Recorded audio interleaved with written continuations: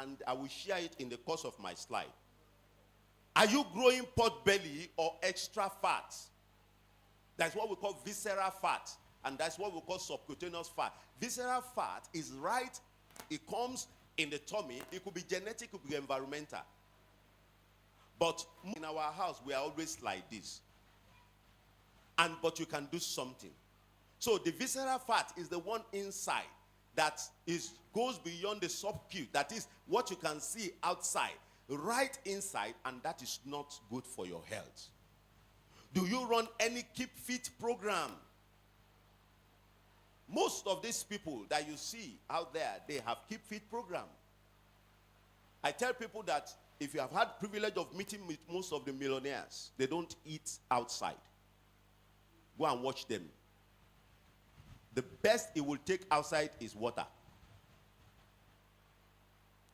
Some of them that are involved in alcohol and they are in contact with people like us, we always advise them. You will see in my slide, we say moderate it. But I always say Proverbs 20, verse 1. What did he say? Don't worry, you will see it later. You begin to pray. You kneel down. You say, God, heal me. God, heal me. Let me tell you something. Those of us that are doctors, God gave us that privilege. Look. In fact, I've been trying to see what was his own specialty. I want God to tell me. I won't tell you when God tells me. But I want God to just tell me what was the specialty of Paul. Paul must have been a very influential medical practitioner. And his write-up reflects it. And so I wanted to know what exactly was his specialty. Medical checkup is important. But many of us, you say, I don't have money. Simple checks. The money you will use to cute yourself. When you see some people, Iduro one last son is 500K. And if you ask him, when last did you check yourself? He will say 5 years, 10 years ago. The body that you are carrying that will allow you to fulfill the counsel of God for your life is not well taken care of. Number 5, any dietary program to guide your eating habit. Do I just eat anything? I was traveling abroad one time. I was in the plane. I didn't pay for it, but I will start paying for it very soon. It was business class. You know, business class is different from economy class. Okay. They are different, too. I'm only telling you so if you don't know.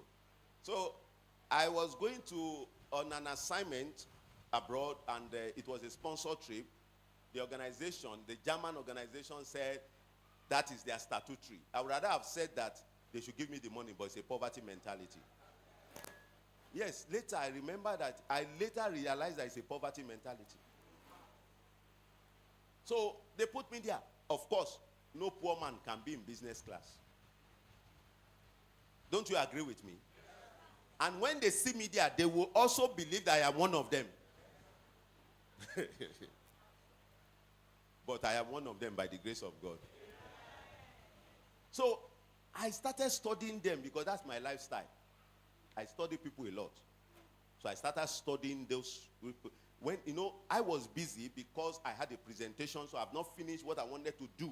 So I kept on working.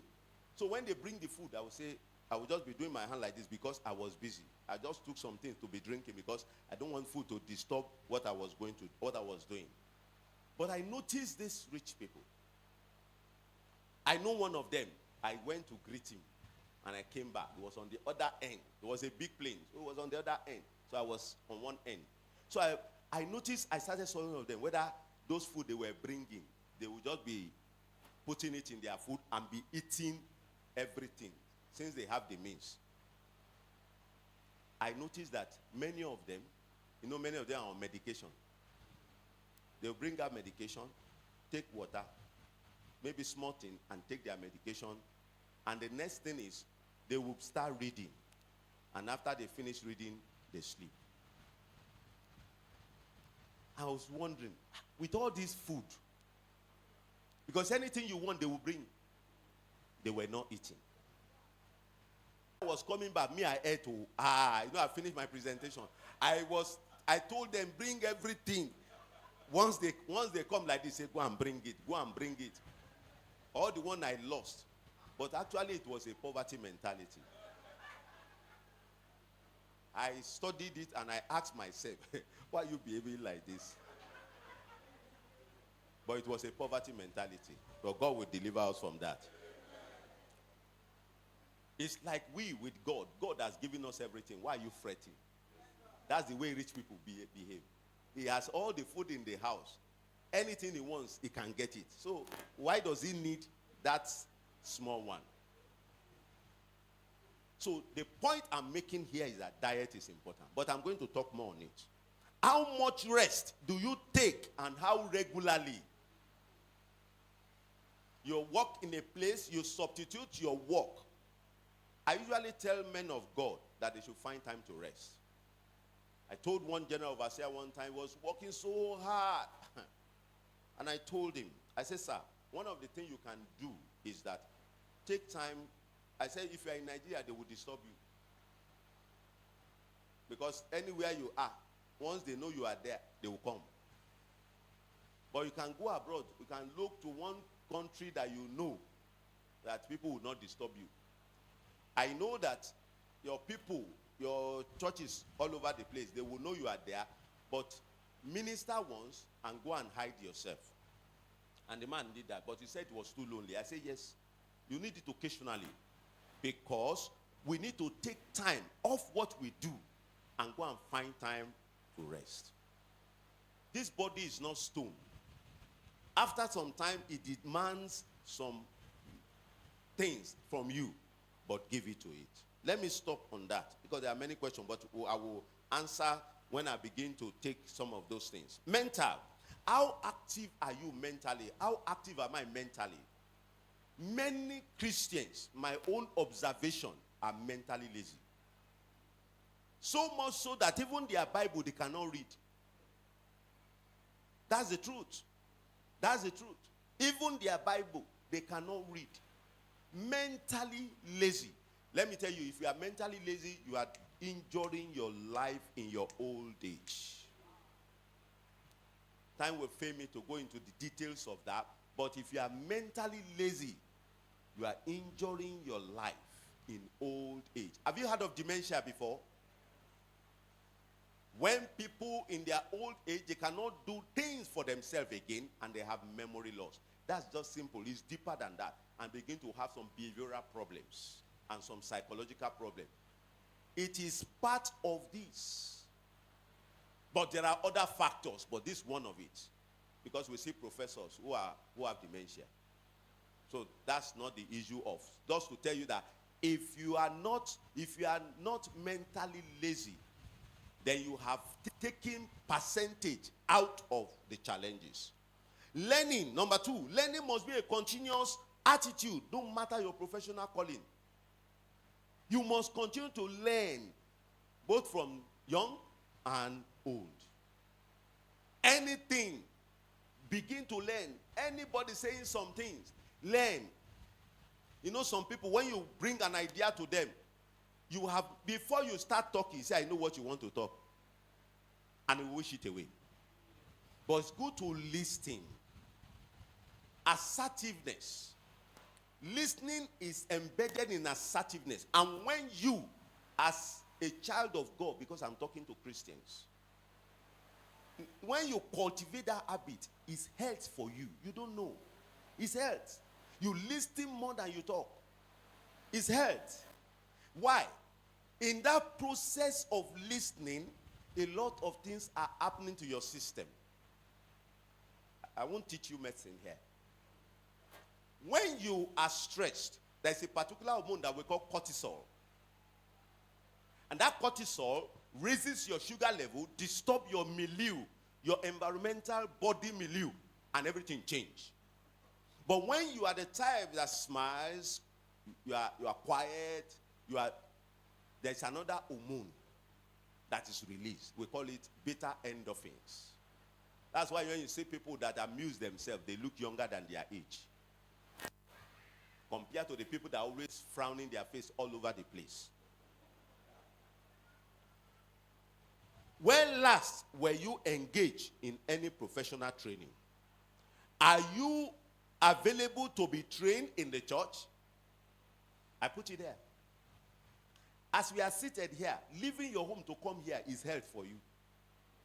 Sitting down to listen, look at the message, short message that God gave us this morning is held for you. For those of you that are internalizing your mind, maybe some people are seated here now, their mind is somewhere else. They have wasted their time coming here. Apart from the fact that your soul is not benefiting, your body equally is not benefiting, which is a disaster. Or have you outgrown training by your current status? You felt that you don't need anybody to train you. Anybody can train you. Anybody.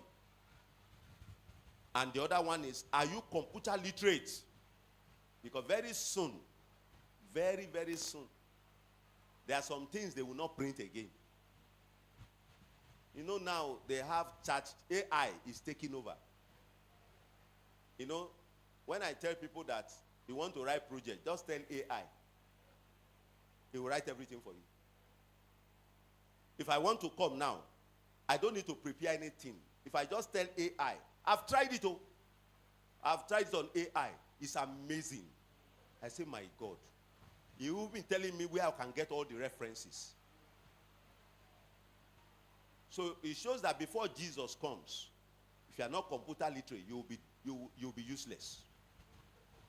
Because even the car you are driving, you will need to speak to the car. You give instruction to the car. You know cars, some cars now, when you sit inside, it tells you what to do. You'll be seeing it on the dashboard. And it will tell you, once you do what you are not supposed to do, that car will not move. Yes. And if you do some things, the moment you stop, it will not go again. Somebody bought a car, and they enter, you know, the way they designed the car is not for bombs. The car enters so many bombs. They went and used crane. I'm not exaggerating. To take the car away from there. You cannot even tow it. Because the tires are locked. They use crane. Because the car was taken to a terrain that is not meant for. But spiritually, it makes a lot of meaning to me. When that person was telling me. That means that if I go to where God does not want me to go, I will be incarcerated. That's the meaning I got from there.